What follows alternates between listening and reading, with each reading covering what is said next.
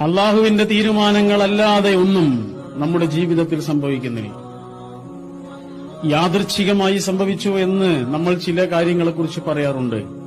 നമുക്കാണ് അത് യാദൃച്ഛികം. അള്ളാഹുവിനെ സംബന്ധിച്ചിടത്തോളം അത് യാദൃച്ഛികമല്ല.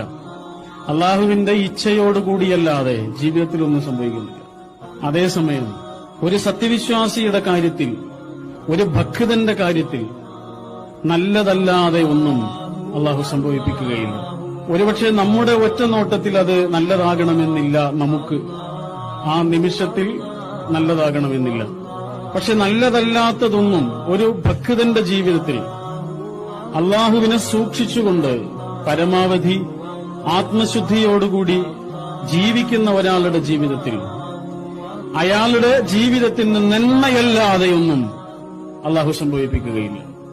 ഇത് അള്ളാഹുവിന്റെ വാഗ്ദാനമാണ്.